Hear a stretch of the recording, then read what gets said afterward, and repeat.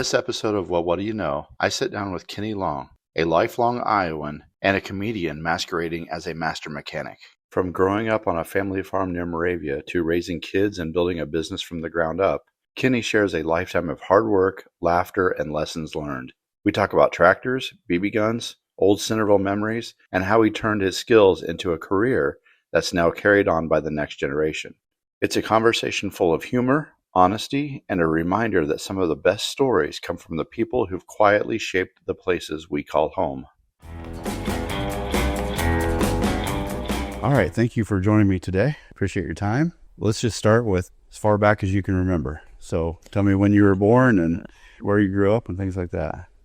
I was born November 1st, 1950 on the old Centerville Hospital on South Main.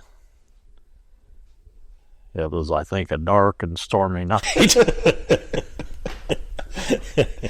I don't know. But yeah, that's where I was born.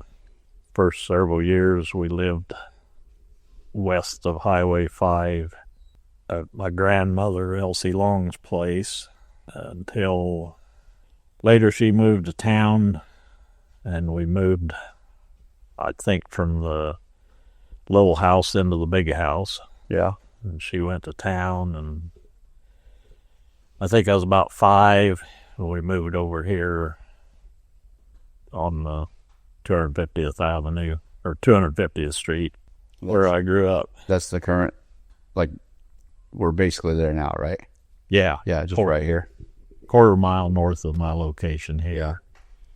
It wasn't 250th Avenue then, though. It was No. Rural Ross 2. Yeah. Yeah, it wasn't named a street back then. Yeah.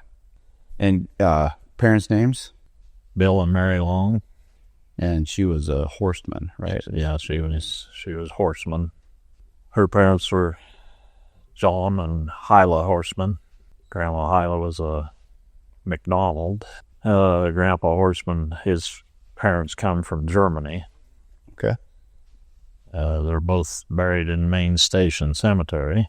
Grandpa and Grandma Horseman are buried in Sand Hill Cemetery.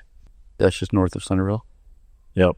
Down by the river, about a quarter mile north of where they lived, back when I grew up at least. Do you remember ever hearing about how your parents got together? Not really. No. Dad didn't graduate high school, but Mom, I think, did from Moravia, but Dad was in Moravia area too. Yeah.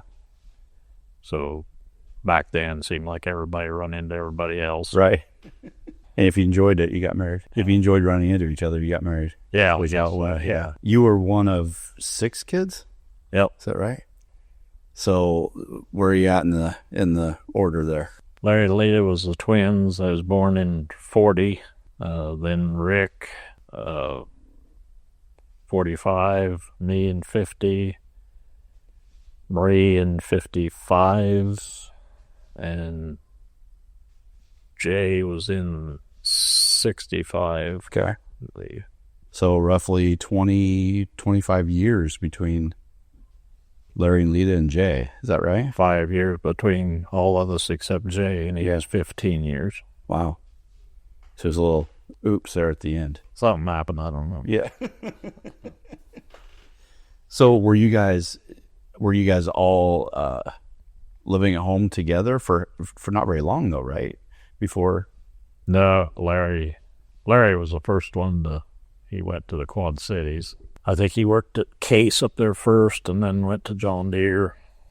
But he was up there the rest of his life and still is. Yeah. Lita was, she married Tom Battlebone. They lived up the road.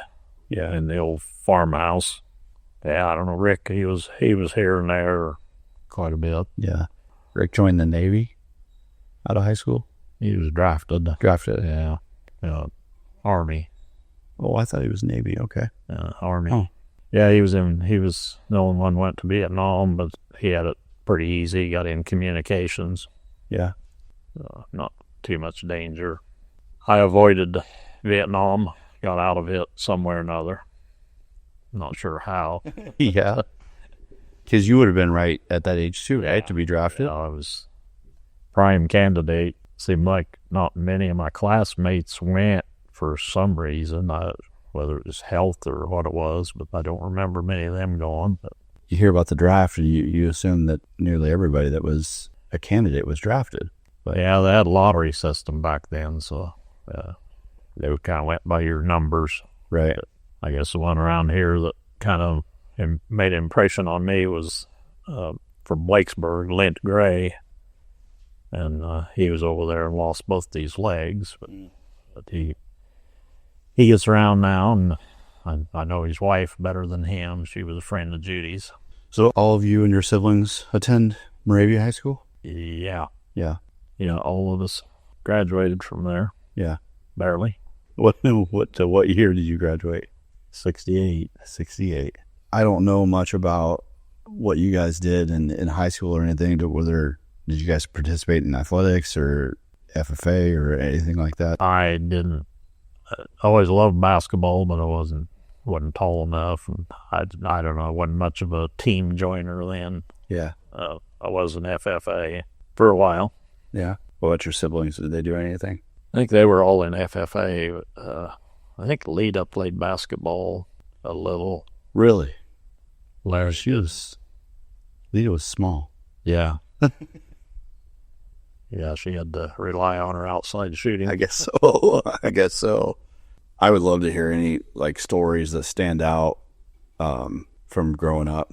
Oh gosh, till I could get on a tractor, about all I done was get kicked out of the house of a morning, and I go out and play with toys in the dirt, or go out and find a bee nest and fight bees, or go out in the hog lot and sneak up behind the feeder pigs when they was at the feeder, and we'd see how long we could ride them. They were hard to ride. Done a lot of exploring back east in the creeks and ditches, and because your dad had how much land back there? about I think 240, I think. Yeah. So yeah, there's a lot of area to explore. That's one of the things I remember about growing up too, is just going back there. And I mean, as a kid, it seemed to go on forever and ever and ever. Yeah. Then you go over a hill and there'd be another pond and just something else to do. But yeah, I didn't do much fishing when I was young. I don't think I had a fishing pole, or I might have went. Yeah. He farmed most of his life out there, didn't he? Yeah. Had some rental farms and then his own. So yeah, a lot of time on tractors. And when I got old enough, I was on them too. Did all your brothers were they expected to help out, or? Oh yeah, they all helped. And actually, Larry enjoyed coming back home, and he'd help on the weekend. And he liked to get back on the farm and run the tractor. Rick almost cost him his life running the tractor once.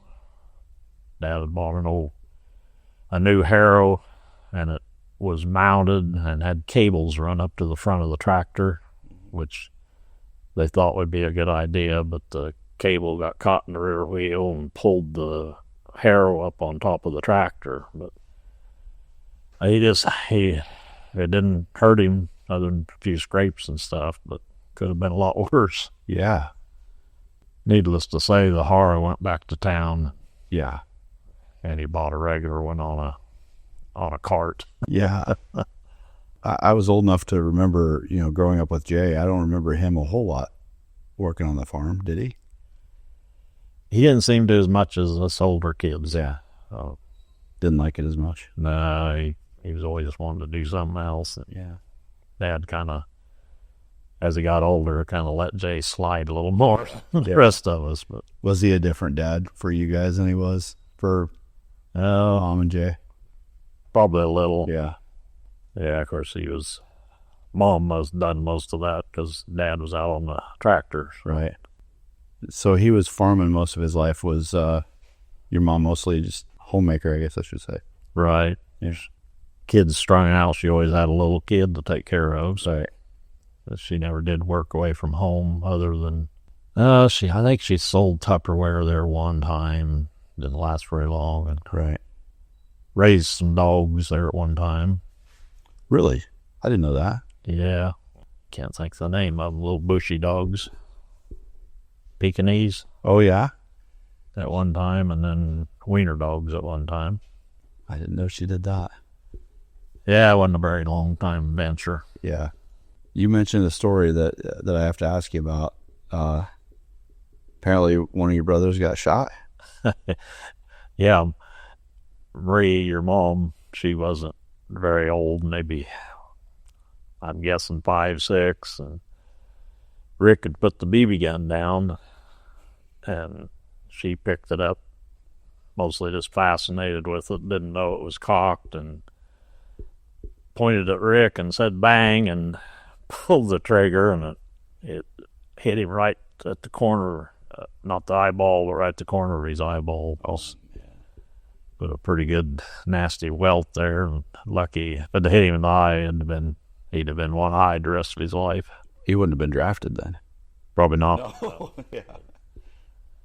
That's, yeah, a little unlucky and lucky at the same time, I guess.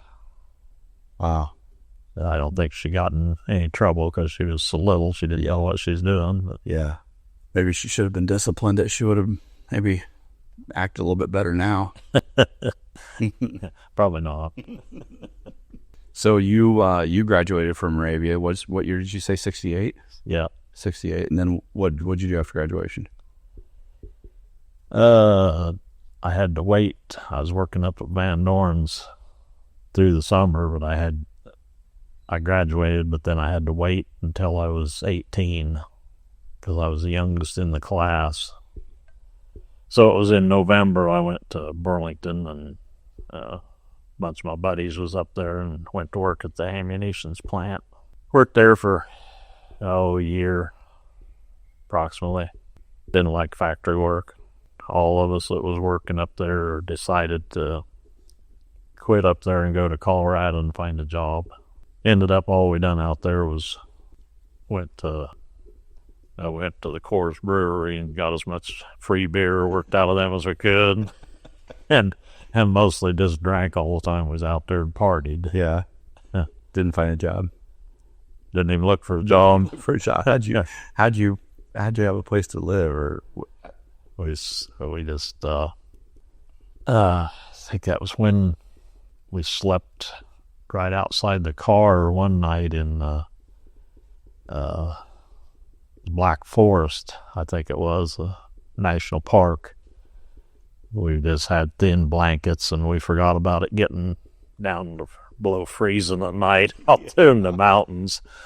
So we woke up, we was about froze to death. But I guess the only memorable thing on that trip is we went to a big club one night called the Cats, and probably not many remember, but the Iron Butterfly was a big band back then, and they were playing there that night, and I didn't even know who they was at the time. Right. But yeah, they played, of course, their big hit song was Indigata de Vida. Right. And this, when they play it live, it just goes on forever. Yeah. And yeah, that was a pretty big deal. So how long were you in Colorado? Always out there about a week or so. Oh, that's all. Oh, yeah. All right. Yeah. All right. Run short of money and come back. Probably pretty quickly. Coors got onto you that you were just there for the Actually, there's several of us there, and actually run into some guys from Centerville out there at the same time, and we end up bullshitting with the bartender, and we ended up, there's only supposed to serve you one beer. Now we got 7 beers out of it. But that, going back there at that Cats nightclub, of course, there was just all kinds of kids there. It was first time I ever had a girl beg for money. Oh. They were outside begging for money so they could get in. I think I gave her the change in my pocket, which I think was like 50 cents or something. Yeah. And that was new to me, being from Iowa. Yeah. So what'd you do when you got back from Colorado then? You said you were working at Van Dorn Implement? Yeah, I got back, and I don't think I worked anywhere much for a while, but then met Judy, and I think just kind of worked on the farm that summer, and then we got And when we got married, I went to work at International Harvester at Centerville, Where'd you meet Judy? Lakesburg. I actually come through there from Burlington when I was still up there. And her and Betty Welch and Cindy Brenniger was their names then, but they were all standing out in front of the Cozy Cafe leaning on a car. So I always tell everybody that I picked her up in the gutter outside the Cozy Cafe. Okay, I think you told me that before too. I actually didn't pick her up that night, but we made a date for later. And I had to go out and get in front of her dad, who scared me at the time. Yeah. Yeah. We got through it. What was her dad's name?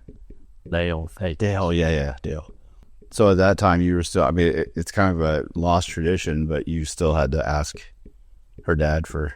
Yeah, I had to go in. Yeah. And I guess see if I looked all right for her to leave with. Yeah. Oh, you're talking about like on the first date. You had Yeah. To go, okay. All right. So when it came time to propose, did you have to ask him?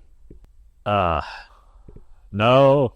Well, actually, I'd already done that, and then we both went in to tell him, and first thing he asked was, "Is there a reason?"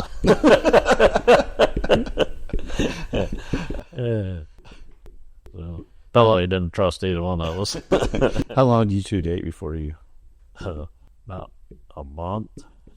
Or maybe. So this was probably justified in asking. Yeah, I thought it was. Yeah. All right. So then you went. How long was the engagement then? Like, how soon did you guys get married? Just shortly after. Yeah. A couple of weeks. And then where'd you go? We stayed with the folks for a while till we figured out what we was doing. Then we went, rented the Merck Workman Station. There was a house there too. We rented the house. The what station? Burt Workman Station. I don't know what that is. It's gone now. It was a little station that used to be open on the outside before you get to the river going towards Centerville. Okay. Actually, used to be two little stations out there. After that one closed, later on there was a FINA station out there. Just a small building and gas pumps, but it wasn't there very long. But so that was pretty close then where your Grandma High lived. Yeah, about 2 miles. Yeah, north. But we stayed there, I think, through the summer and the winter, maybe a year. House was cold and really cold, and the furnace went out one night. Yeah. But in the summertime, people from Eddyville sold fruit in the old station. Mm-hmm. So they'd bring us all the fruit that was getting ready to go bad for nothing. So it was pretty nice that summer. We ate anyhow that summer. Yeah.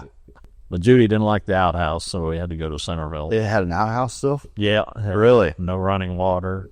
Yeah. So what year was this? 69. Okay. So there should have been. That was probably 70. 70. Down there. Yeah. So no running water and an outhouse. Yeah. So I can't imagine she'd like that very long. No. We went from having them luxuries to not. Yeah. So she didn't care for it much. Hey everyone, it's Eric from the Well, What Do You Know podcast. You know, one of my favorite parts of this show is getting to sit down and hear real stories from real people. Because when we actually listen, we find out we're not so different after all. If you've ever thought, hey, I've got a story worth telling, or you know someone who does, I'd love to hear from you. Just check out the description of this podcast and you'll find my Linktree. In there is a guest form to fill out. And keep in mind, there's no cost involved, and I bring the studio to you. So fill out that guest form. I'd really love to talk to you. So you said you went to Centerville? Moved to Centerville from 617 West Washington. So in a house or apartment? Yeah, house. Yeah. Back to the running water and indoor plumbing. Yeah, we had a little better facilities. So where are we at then with Matt? Like when did Matt come along? In about 9 months. Yeah. I was born in 70s. 70, yeah. Okay. Were you guys living in Centerville at the time when he was born? No, he was out at the station. Yeah.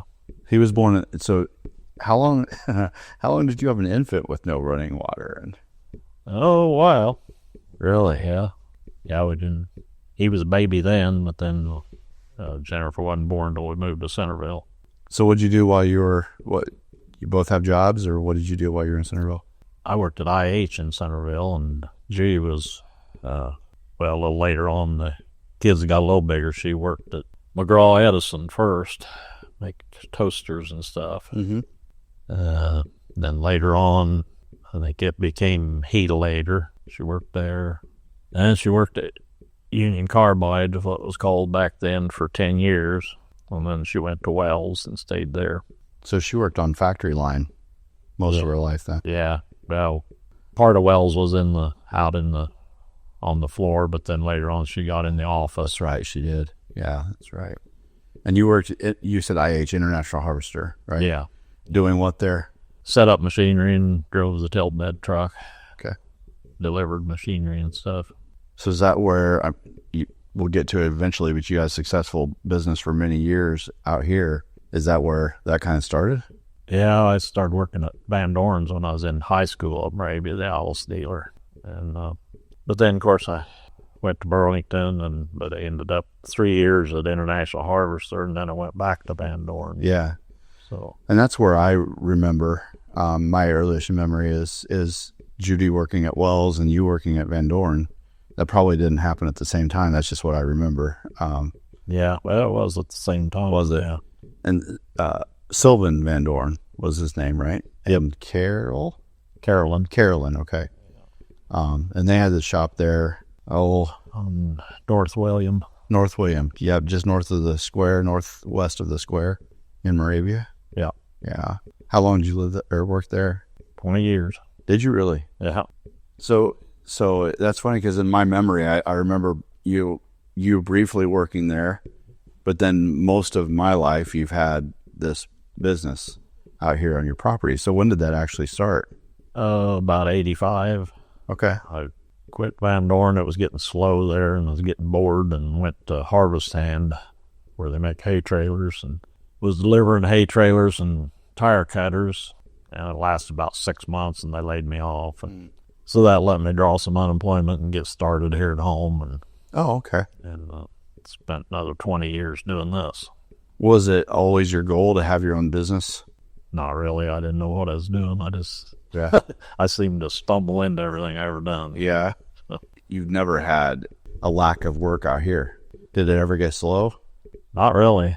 Yeah. I, of course, brought a lot of Sylvan's customers out here. Yeah. He was kind of on the end of his business, and everybody, I guess, liked my work and started coming out here. And while I was laid off, I seen I could stay busy at it, so that's what I done until I retired. Yeah. So you said 20 years? Yep. And now your son runs Long Repair? Yeah. Out of the same shop here? Although the shop has changed over the years. No, yeah, I don't know how many times it's built on, but Because at the beginning of your business, you just had this 2-car garage and you were working on tractors out in your driveway, weren't you? yeah, I had to spend some cold times out there, but just had to keep it going and make some more money and build more. And Yeah. I decided to give it up in 2017 in January. So I just had too much with taking care of Judy, and Yeah. I waited till Medicare kicked in, so I had insurance. When was Judy's stroke? 1997, March 18th, I think, 1997 at 3 o'clock in the morning. Really? Gosh, how did you know? She wake you up? She started thrashing around in bed, and she never did do that. Just slept still all night. So I knew something was wrong, got up, and couldn't get the response out of her. And she seemed like, act like she wanted to go to the bathroom. I helped her up, or got her up, and she immediately fell into the closet. And I knew something was bad wrong then. Yeah, I'll never forget the phone call that I got. And she was transported then from Centerville to Mercy Des Moines, wasn't she? Yeah. She was at Mercy for 9 days and Yonkers rehab for 30 days. So we haven't talked a whole lot about your kids. Maybe you don't want to. Yeah. I know. I mean, them little a-holes.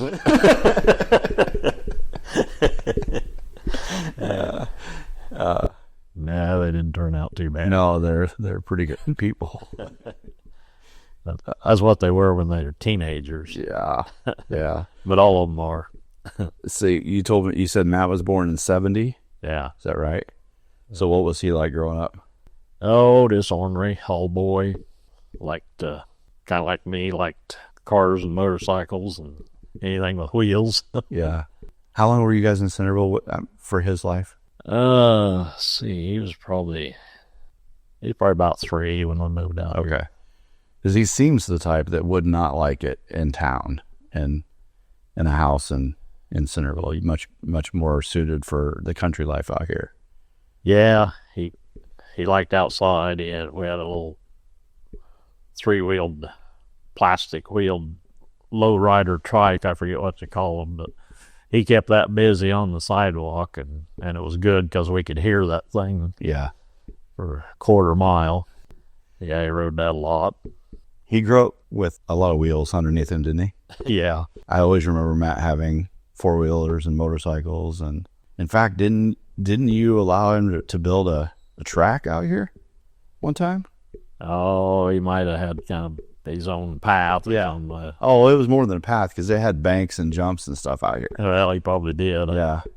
Yeah, we bought a new Yamaha 3-wheeler, and so it was actually for me, but he ended up having it about all the times. Yeah. I seem to remember at the old rodeo place, they had a race there, didn't they? It was sponsored by CNR Cycle.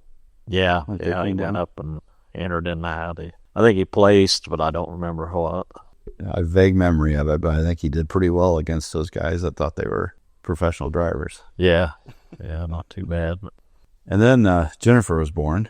Kind of a disappointment right from the beginning, wasn't she? Yeah.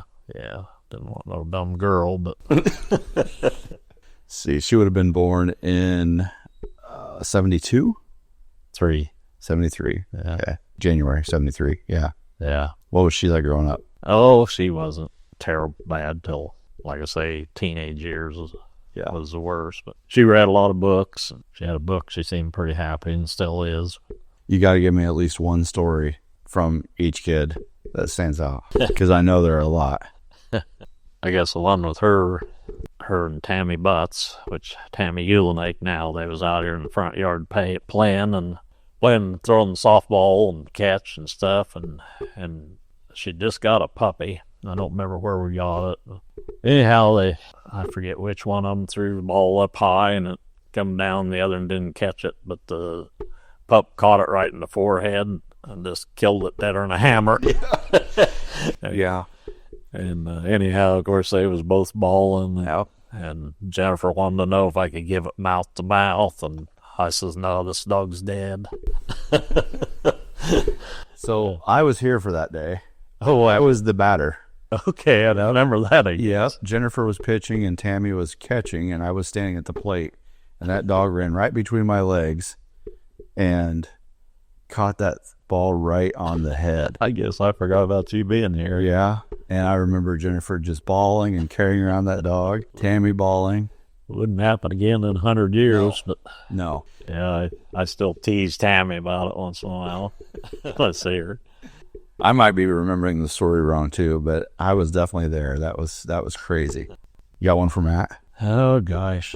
Without incriminating him? I don't know. There's so many. Do you remember him riding the 3-wheeler through a barbed wire fence that he didn't know was there? Oh.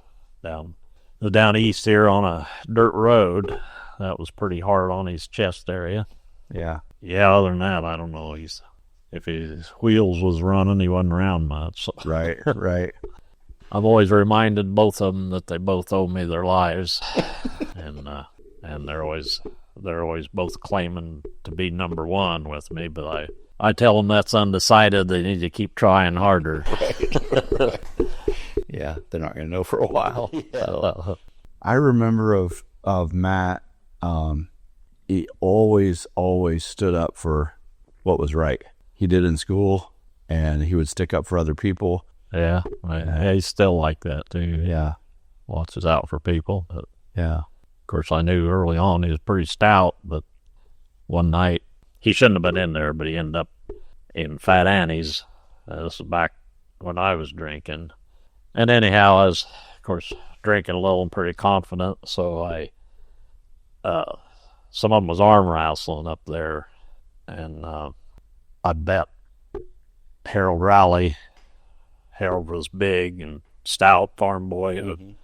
I bet him $10 that Matt could beat him arm wrestling, which I'm sure since I was involved, Matt had a little extra adrenaline flowing, and he beat Harold. Oh, man. Which was quite an accomplishment. Yeah. Harold was big back then. Yeah. Stout. And I thought at the time, oh, that kid can arm wrestle. Yeah. And I think he still can. But. Did you get that money? Did Matt see any of that money? Yeah, Harold paid me, but no, Matt didn't. No, talk about Matt and Jennifer. You've been blessed with some grandkids. Yeah. Yeah, we got 5 grandkids and 4 great-grands. So what have you been doing since retirement?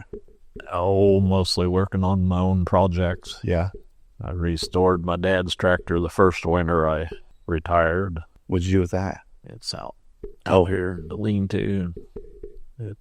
It looks better than brand new. I think the next winter I started on a G. Alice-Chalmers, and I got it done.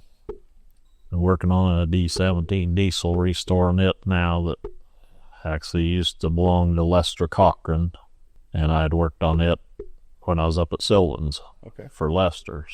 And working on a 69 Nova car, trying to do it at the same time. What are your plans with it? Oh, hand that down to your nephew? Whether Kyle wants it or not. I knew that was coming. Now, what do you plan to do with the Nova? I'll just complete restoration. And if I live long enough, I ask Frank Thorpe, who runs Napa in Albia, a pretty good friend, to ask him if he thought I'd get it done. And Frank paused and he says, well, I think so, but I wouldn't start on another one. Yeah. So you've mentioned, I always like to ask this question on every one of these interviews, and you can take some time to think about it if you want to, but you've mentioned a lot of people during this time. Who do you look back on and realize that they influenced you a lot? Oh, I suppose actually Sylvan Van Dorn, because I learned a lot of mechanicking from him and his help at the time. So in a sense, he kind of gave me my career. I might have made it anyhow, but I learned a lot up there. And of course, my dad, he got hard work from him. Mm-hmm. Wasn't much slack time with him. I guess that was probably the 2 biggest influences. Right. So there are a lot of people, and I know you said you kind of happened by accident, but there are a lot of people trying to start their own businesses. What do they need to know? Oh, I guess you gotta do something where you know what you're doing. Start out small and keep growing. Yeah. How many hours do you think you put in, like when you were first starting out here? I mean, people always talk about 40-hour week. What were your weeks? Oh, gosh. I worked every day, including some Sundays, which I probably shouldn't have, but trying to get the business going, you just had to put in the hours. Almost always when I was younger, 10-hour day. It's just pretty much your life. All right. Well, thank you very much for this. I know that it wasn't top on your list, and I know you got other projects going on, but I really do appreciate it. So thank you. We'll be all right as long as you spend 4 hours sanding on my car. Well, I'll have my people call your people. Yeah. Get that skid. I don't think you got any people.